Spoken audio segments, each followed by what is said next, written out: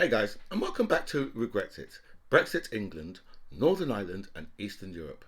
And in Brexit England, the politicians that are in power, the Tories, are stupid, thick, blithering idiots living in a world of idiocracy. I've just made up a new word. But these people are just ridiculous. They don't understand what it takes to deal with a cost of living crisis. You know, it's like them saying, oh, well, I mean, what can we do to help people in poverty? Let me just think. How about giving them some money? How is it that these people understand exactly what Ukraine need? They need weapons. People, oh, the Ukraine need weapons. They was giving them weapons before the Ukraine asked for weapons. They was like, no, give them weapons. That's what they need, because we know what these people need. When people are in a crisis, we know what they need. You know, governments throughout the world, right, have all acted in, just selfish and callous ways throughout the years. On whatever issue it's on, whether it's the war on drugs, they will take billions of pounds fighting a war on drugs. You think, well, there is one way of just fighting the war on drugs, and they all know which way that is. Just to legalise all the fucking shit. Just legalise it all. Right? If you look at a society like America, you think, well, there's a lot of states here where you're allowed to carry guns, whether openly, right, or concealed. You're allowed to carry guns, but you can't take a line of cocaine. I mean, just tell me, in what world, what lifetime, what universe that makes any sense? That you can carry a firearm, so you can take someone's life on the street, right? But you can't, right, take a line of cocaine. I mean, at least over here we're consistent, because we're just like, no, you can't carry guns, you can't carry knives. In fact, you can't carry no weapons, right? And you can't you can't even smoke a spliff, right? Not even a little toke. No. This world is messed up when we've got politicians, right, who don't understand how the world works. Right? They don't understand that people, right, who are facing a financial crisis, right, need finance. I mean, does it really take, someone who works for Elon Musk making rockets, right? A next man who's stolen money from Africa. Yeah, that's right, stolen from Africa. Elon Musk, that's where his money originally come from. Even if you're working for him making rockets, does it take someone who's doing that to say to these politicians, these people are in a cost of living crisis, they need money. That's what they need. It's money. And also, welcome back to By Any Means Necessary. Thank you so much for all your messages sent me. And a special thanks here to everybody who signed up to my channel. I feel so blessed with so much people that have signed up. So thank you so much for that. I'll go through all your messages. I'll answer as many as I can. But I will like all your messages for definite.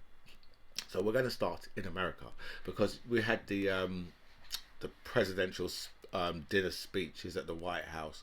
It hasn't happened for the last 6 years, because obviously you've had the big baby in the White House with Donald Trump, and I think the last time he went there was the time when Obama, I think, like proper tore into him, and that's why he decided that he was going to become president, because Obama just embarrassed him in there.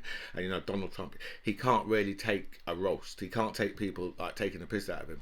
But America, showed its back in a place where the freedoms, right, that we take for granted. I've got the freedom, right, to come onto YouTube in this country and say whatever I want about our government. Right? And the same way that Trevor Noah had the freedom to go up there and roast the president. These are freedoms, that you think, well, you wouldn't get. You couldn't do that in Russia. And a lot of people are fighting against having those very freedoms, especially the right wing. They're fighting against, because for some reason, yeah, there's a lot of people in the right wing who seem to actually want a dictator, especially if you look in America. They want Trump as their dictator. I mean, a lot of them will openly tell you this, but you know, a lot of these people are based around this QAnon theory, which is just like, you know, because I don't know, the right wing seems to have like, you know, I thought that was crazy before. But these new people, you know, we've got them. We've got them in Britain as well. You know, with that influx of UKIP MPs that have gone into the Tories, right? So we've got them. We've got them over here, right? But the difference is, you know, is we're not as extreme as the Americans. So someone like Nadine Dorries, right, in America, she'd probably be a Democrat. with how extreme the Americans really are, because I mean they're you know their politics has gone to a place where, you know, where you've got people talking about, you know, Satan taking over the church and all this type of bullshit. Do you know what I mean? I mean, you know, you know, and then people defending what happened on January the 6th openly, you know, several, you know, if when you're looking into the stories of what's actually happened in America now, yeah, you know, with where they've tried a coup, right? And you know, there's senators and there's Congress persons involved in that, yeah, and obviously Donald Trump is heavily involved in it, and you know, so I don't understand how these people are not, had they not all been in jail, had they not all been jailed, because they should have all been in prison because they tried a coup. And you know, any other decent country, right?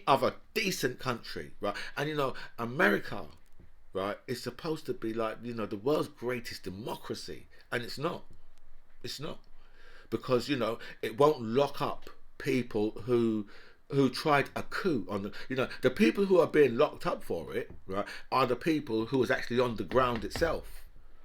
But they're not the people to really, they're not the people to really blame. I mean, you blame them for what they've done, right? But the organisation of this, right, is directly at Trump's door, and you know, the whole world can look at that and see that, right? And let me tell you, right, if you was in some African country, right, that motherfucker would be in prison.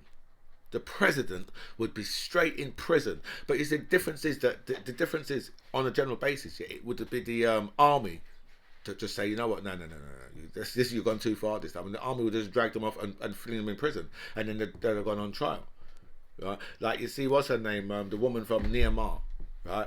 She's done more prison time than Reggie Cray. I think she's just got another 5-year sentence. What's her name? Aung San Suu Kyi or something like that, right? But she, right, you see how the military is just like, they're just like, no, fling her in prison, put her on trial, fling her in prison. Same with Putin. Do you know what I mean? He don't bother with no nonsense, right? So he just does a coup on his opposition. He just flings them in prison and then poison their ass too. Right? So you see, the American democracy, right, so important, right, that you've got like a comedian like Trevor Noah, was absolutely fantastic, right, can go up there and, you know, and roast, and properly roast the president, while the president sat there laughing about it, while, you know, so you look at that and you think, well, the world makes sense again, because obviously Donald Trump couldn't do it. He didn't do it for the 4 years, and then obviously we had 2 years of COVID.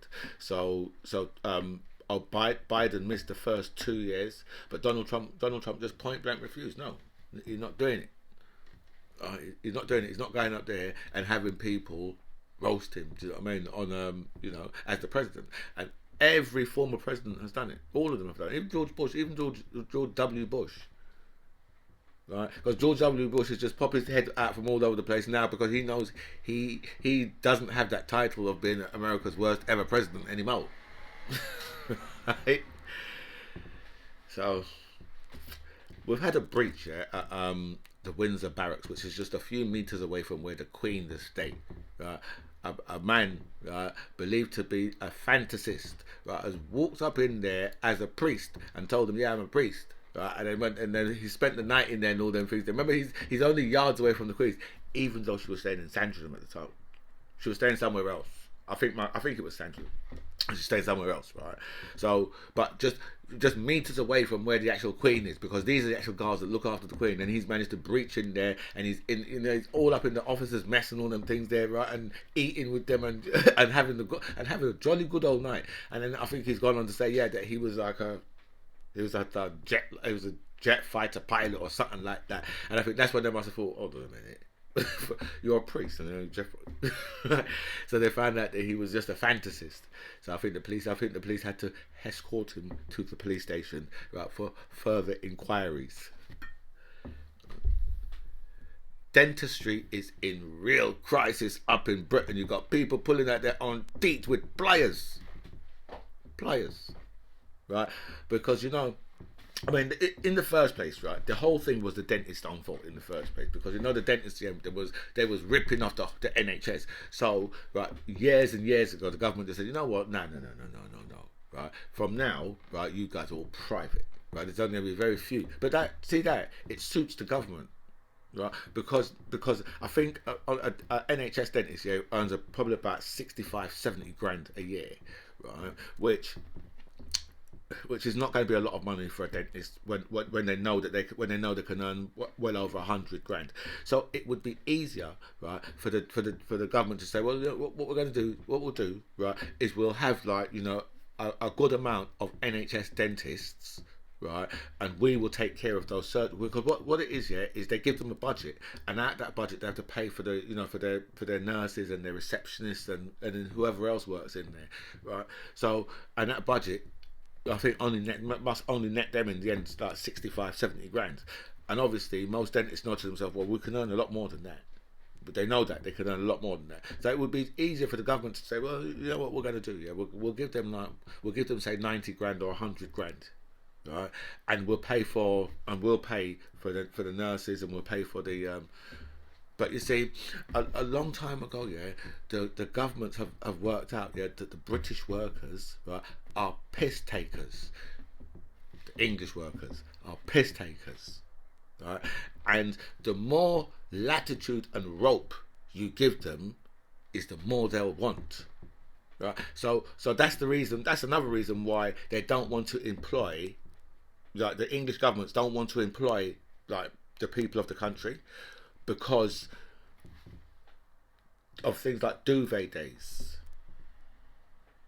right? And you're sick, and they'll allocate them say 14 sick days, right?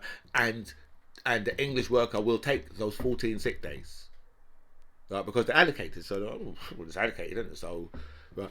And and then there's the things like, well, they know the English workers, they know their hours that they work, and they ain't working any more than that. And it's very difficult to get them to overtime and things like that, especially if you're working for councils and stuff like that. And it was the general attitude of the English worker, right?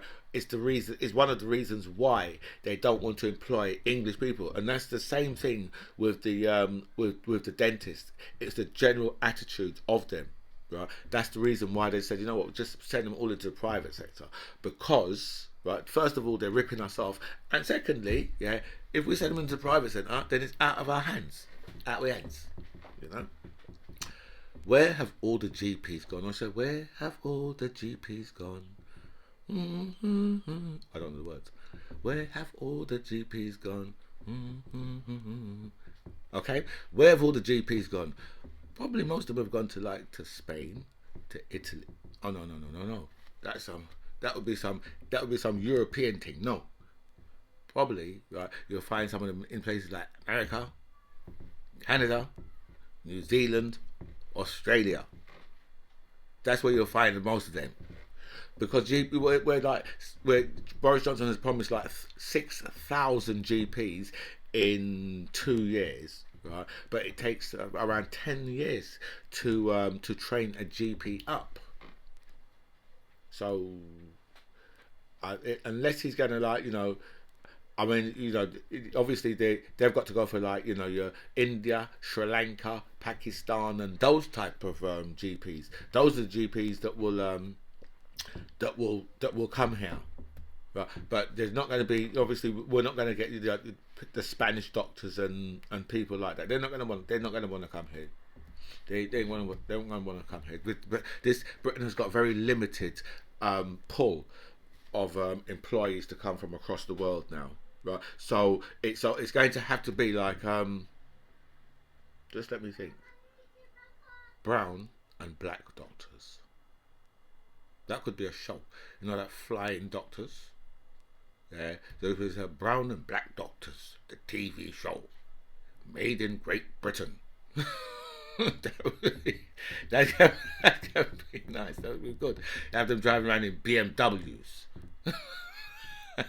Go like, come have a look at your leg. See what happened to your foot. Britain will be sending £300 million worth of weapons, right, for the Ukrainians, because you know what?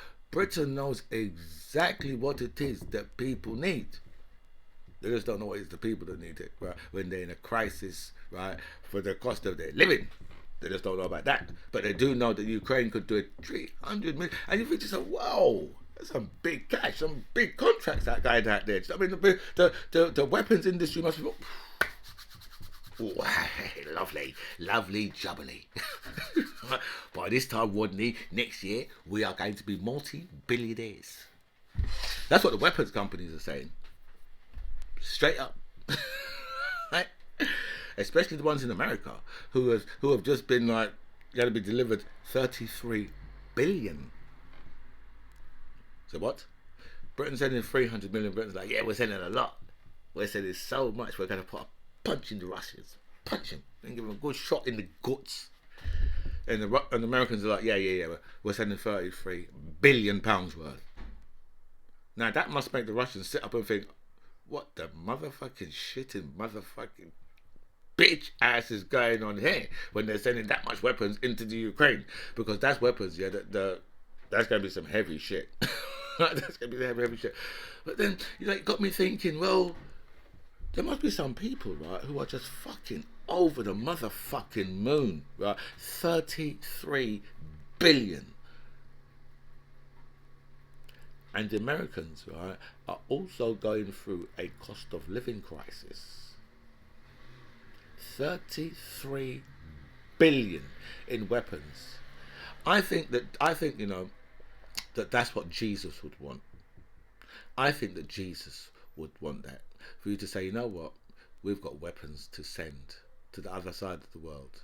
£33 billion worth. Yeah. Even though the people we've left in Afghanistan, right, are going through a horrendous, might as well say, famine. But you know, we've got £33 billion, right, to spend on weapons, and I think that Jesus, I don't think Allah would want that. I think Allah would be like, no, that's all wrong, right? But I think Jesus would be like, no, come on, man. You know what it's like. I mean, America, we've already got Satan running the church in America, and and over there they also believe in like guns and God. So obviously, in that type of scenario, right, $33 billion, $33 billion. Does it really matter when you get to that? Right, 33 billion. Right, to be sent. Right, and so, whew, there must be some companies in America just going, oh, I don't know, man. We're just gonna like clean up on this shit. I tell you, we're gonna clean up. We can go and live in Texas on a ranch. This world is in a very poor condition. Right, whoever owns this world, right, really needs to get some shit sorted out. Whoever owns this world, because this is in a really bad place. I know that the Ukrainians, I know that they need those weapons to defend themselves against the Russians. I am fully aware of that. But it would have just been nice if the conflict wasn't going on in the first place. If countries had been denuclearized in the first place, right, and this was all being done with conventional weapons, right, we could have gone in and actually stopped the Russians from doing what they're doing, but because you have that threat of nuclear weapons. So we are where we are. That's I believe it's a saying. We are where we are, but we didn't really need to be here. I'm taking so long already. Boris Johnson today will tell the Ukrainian parliament this will be your finest hour. Yeah, right. Boris Johnson is going to address the Ukrainian parliament today, right, as the first world leader to address them since the invasion of the Russians. I think he wants praise. I think he's looking for praise, and he's looking for us to say, well, he's so brilliant. He's absolutely fantastic. Yeah, right. British migrants living in Spain. Some of them will no longer be allowed to drive because of a very poor Brexit deal, and there's no Brexit deal been done over the driving of the British in Spain. So we have to leave them car at home and get on a bike, a ped, or one of those scooter things. Let's just hope they've got the batteries charged up on that shit. Because we told you that all this type of shit was going to happen. Because Britain hadn't had anything sorted out. So now they can't drive over there. It's a shame. And Spain is such a beautiful, vast country, and you want to be able to drive around that countryside to go and see that country. Yeah, because at least in Spain, they get time. They get time for some leisure time. We don't get no leisure time over here. We just have to work. We've got a cost of living crisis, so we have to work our tushies off. The French has turned their back on the far right. Britain can too, according to The Guardian. And someone should go to the people in The Guardian and give them a good slap and say, what the hell are you talking about? Right? You're talking about people who read The Guardian. You need to talk about people who read The Express, The Mail, and The Sun. Those are the people, right? When those people, you hear those people start coming round, that's the only time Britain is ready to turn its back on the far right. Britain's not ready to turn its back on the far right. Britain is enjoying the far right. I don't know if they're enjoying it as much as me. The stupidity that you guys are showing is just like, it really is quite funny, to be honest. British farmers have warned that Brexit is jeopardising biosafety standards. Well, because it would, wouldn't it? It would, wouldn't it? Because if you can't do your checks yourself, and you have to rely on the EU to do all your checks for you, and they're just like, push everything through. They're just like, said it. Where's the origin? We don't know. Said it. Right, that's what the EU's just like. Don't worry about it. Don't worry about the origins. Don't worry about anything else. Said it. Right? And Britain's just like, oh, well, we can't do checks over here because we're not set up to do checks over here. Is there any chance we could put the checks off? Yeah, you can put the checks off, but we ain't stopping. We're just sending it. We're said it. Right? So that's why it's messed up. Vets are warning Brexit will have a catastrophic effect on the health of animals, and could lead to things like swine flu coming to Britain. That's a flu from a swine, a pig. So it could lead to and a lot of animal flus coming to Britain, because obviously the border checks, right, are needed, and so we don't know what's coming in. We have no clue what's coming in and what its origin is, because people can just send anything. They can just send anything. So the checks are supposed to be done on this side. You don't do checks on goods going out. Right, you just check to make sure that there's no drugs on there, or and stuff like that, or there's nothing illegal on there. But you're not doing checks to check the actual goods itself. That happens at the next border. If they want to check those goods, the goods come over and they check the goods. That happens at the next border, like what the EU are doing to us. So, right, the check. So anyone can just send anything straight to us from the EU. Because we decided that we was going to step away from the institution, because the people in this country are a big bag of racist fools, right, who voted to shoot themselves in both feet and both hands, because they're a big bunch of idiots. And if they had any common sense, they would have never allowed themselves to get in this position. And I think it serves them right. And I've also gone 10 minutes over my time. So this is By Any Means Necessary. I'm the MC John Ribbs. It was really nice to speak to you guys. Comments below.